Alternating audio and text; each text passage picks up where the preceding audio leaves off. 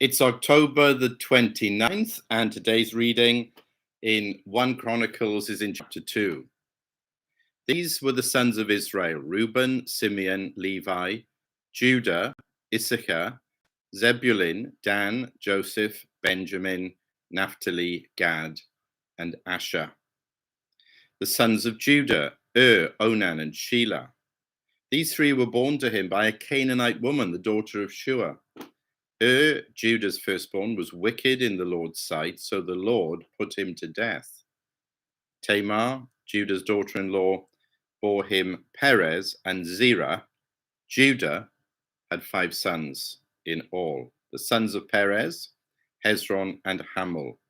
The sons of Zerah: Zimri, Ethan, Heman, Calcol, and Darda, 5 in all. The son of Carmi: Achar, who brought trouble on Israel by violating the ban on taking devoted things. The son of Ethan: Azariah. The sons born to Hezron were Jerahmeel, Ram, and Caleb. Ram was the father of Aminadab, and Aminadab the father of Nahshon, the leader of the people of Judah.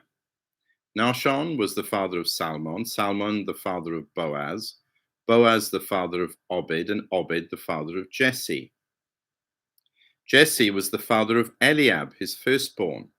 The second son was Abinadab, the third Shimeah, the fourth Nethanel, the fifth Radai, the sixth Ozem, and the seventh David. Their sisters were Zeruiah and Abigail. Zeruiah's 3 sons were Abishai, Joab, and Asahel. Abigail was the mother of Amasa, whose father was Jether, the Ishmaelite. Caleb, son of Hezron, had children by his wife Azubah and by Jerioth.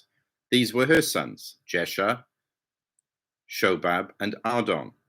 When Azubah died, Caleb married Ephrath, who bore him Hur. Hur was the father of Uri, and Uri the father of Bezalel. Later, Hezron lay with the daughter of Machir, the father of Gilead. He had married her when he was 60 years old, and she bore him Segub. Segub was the father of Jay, who controlled 23 towns in Gilead. But Geshir and Aram captured Havoth Jay, as well as Kenath with its surrounding settlements, 60 towns. All these were descendants of Machir, the father of Gilead. After Hezron died in Caleb Ephratah, Abijah, the wife of Hezron, bore him Ashir, the father of Tekoa. The sons of Jerahmeel, the firstborn of Hezron: Ram, his firstborn, Bunah, Oren, Ozem, and Ahijah. Jerahmeel had another wife whose name was Arara. She was the mother of Onam. The sons of Ram, the firstborn of Jerahmeel: Maz, Jamin, and Eker. The sons of Onam: Shammai and Jada. The sons of Shammai: Nadab and Abishur. Abishur's wife was named Abihail, who bore him Arban and Molid. The sons of Nadab: Seled and Apaim. Seled died without children. The son of Apaim: Ishi, who was the father of Sheshan. Sheshan was the father of Arle. The sons of Jada: Shammah's brother, Jether and Jonathan. Jether died without children. The sons of Jonathan: Peleth and Zazah. These were the descendants of Jerahmeel. Sheshan had no sons, only daughters. He had an Egyptian servant named Jarha. Sheshan gave his daughter in marriage to his servant Jarha, and she bore him Attai. Attai was the father of Nathan, Nathan the father of Zabad, Zabad the father of Ephlal, Ephlal the father of Obed, Obed the father of Jehu, Jehu the father of Azariah, Azariah the father of Helez, Helez the father of Eliasa, Eliasa the father of Sismai, Sismai the father of Shallum, Shallum the father of Jechemiah, and Jechemiah the father of Elishama. The sons of Caleb, the brother of Jerahmeel, Mesha the firstborn, who was the father of Ziph, and his son Marishah, who was the father of Hebron. The sons of Hebron, Korah, Tapua, Rechem, and Shema. Shema was the father of Raham, and Raham the father of Jorkiam. Rechem was the father of Shammai. The son of Shammai was Maon, and Maon was the father of Beth Zea. Caleb's concubine Ephah was the mother of Haran, Moza, and Gazez. Haran was the father of Gazez. The sons of Jardai, Regem, Jotham, Geshan, Pelet, Ephah, and Shaph. Caleb's concubine Maacah was the mother of Sheba and Tirhana. She also gave birth to Shaph, the father of Madmana, and to Shiva, the father of Macbena and Gibeah. Caleb's daughter was Aksah. These were the descendants of Caleb. The sons of Hur, the firstborn of Ephratah, Shobal, the father of Kiriath Jearim, Salma, the father of Bethlehem, and Hareph, the father of Beth Gader. The descendants of Shobal, the father of Kiriath Jearim, were Harueh, half the Manahathites, and the clans of Kiriath Jearim, the Ithrites, Puthites, Shumathites, and Mishraites. From these descended the Zorathites and Eshtaolites. The descendants of Salma, Bethlehem, the Netophathites, Atroth, Beth, Joab, half the Manahathites, the Zorites, and the clans of scribes who lived at Jabez, the Tirathites, Shimeathites, and Sukkothites. These are the Kenites who came from Hamath, the father of the house of Rechab. Amen. Well, as I said yesterday, it really is essential in these early chapters of Chronicles to remember the context for these books, 1 and 2 Chronicles, though it's one story, and how these books are actually placed at the end of the Hebrew Bible. I have a Hebrew Bible here. I could pick it up to you and we'd go right to the end. And the last words of 2 Chronicles are the last words of the Hebrew Bible. Now that's very, very significant and important to understand these books, because they were basically written after the exile, the post-exilic period, for the Jewish exiles as they go back to the land. Their whole civilization, their whole world has been destroyed, shattered by the invading Babylonians, and they've been away from their promised land for 70 years. Now they've got to pick up the broken pieces and put it all back together again. Well, they can never do that on their own, in their own strength. They need God's help. They need the God who has been faithful to them from the beginning. That is the whole point of these genealogies. They are essential to this vision and this encouragement. I know we find it difficult to read one name after another, maybe even listen to it. It's easy to lose heart. But if you think of every name here as an encouragement to remember the people who've gone before, the generations, the families, the stories, the sins of these people. The reference there to Judah's firstborn was wicked in the Lord's sight.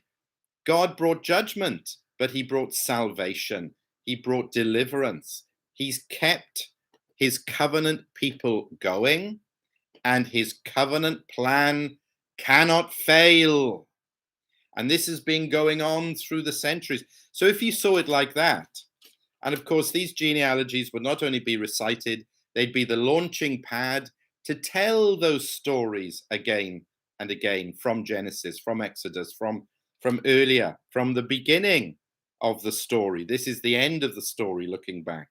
If you saw it like that, then actually these genealogies would be some of the most exciting parts of the Bible for you, as are genealogies, by the way, in many oral tribal cultures to this very day. Of course, we don't think like that in the West. We've completely lost that, although we once had this perspective.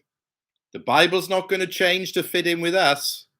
We've got to change to fit in with the Bible. And if we do, there is tremendous encouragement. These genealogies are reminding us of the unfailing faithfulness of God to a very failing, unfaithful people like Israel, like us. So that's the message. So in chapter 1, we went right back to the beginning, Adam. We traced it through to Noah, to Abraham, to Isaac. Who were the sons of Isaac? Well, we end up then in chapter 2 with Israel. Who were the sons of Israel? Well, we're told in verse 1, the 12 sons who became the 12 tribes. And that really is what the history of Israel from this point on is all about. But we also see here, interestingly, it's hinted at here, and it'll be unfolded in Chronicles as we read on. We see exactly what we saw in the book of Genesis. Do you remember? And we're told this in sort of the opening verses here. Do you remember Judah?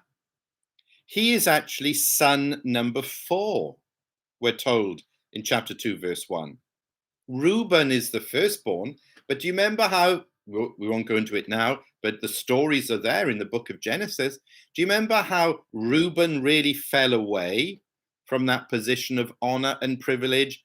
And Judah, who again was responsible for some very strange, wicked, terrible things, but in the goodness and providence of God, he is raised up to become, in effect, the firstborn son. Now, that is absolutely vital. It's there back in Genesis. Here it is now at the end of the Bible, the Old Testament, this prioritizing of Judah. He's the one given the preeminence as a son, as a tribe, and then the kingdom of Judah in the south. Isn't it interesting? And we'll see this as we read through 1 Chronicles. None of the northern kings, the kings of Israel, who were fairly prominent, weren't they, in 1 and 2 Kings? I mean, for obvious reasons, the title gives you the clue why. None of those northern kings are mentioned. One of the great differences between Chronicles and Kings, the emphasis is totally on the great southern kingdom of Judah and ultimately on the greatest Judaic king who is to come. Chapter 2, verse 15. The 7th son of Jesse, who is David. He will become the ultimate king of Judah, the greatest king of the Old Testament, and the one through whom the Messiah will come, the one who will be called the Son of David. And all the encouragement bound up in these genealogies, pointing to Judah, pointing to King David. That's where we come into the story. That's where we pick up the encouragement. When we think of God's faithfulness to his unfaithful people in the old covenant, but then when we think how all these threads and all these strands are woven together in the New Testament, they are true right now. Who is in heaven right now? Who is being worshipped right now? We know who he is. We even know the song that they're singing. Revelation 5 and verse 5. Then one of the elders said to me, "Do not weep. See, the Lion of the tribe of Judah, the Root of David has triumphed." He's talking about the Lamb, the Lord, the Lion, Jesus Christ. He is able to open the scroll and its 7 seals.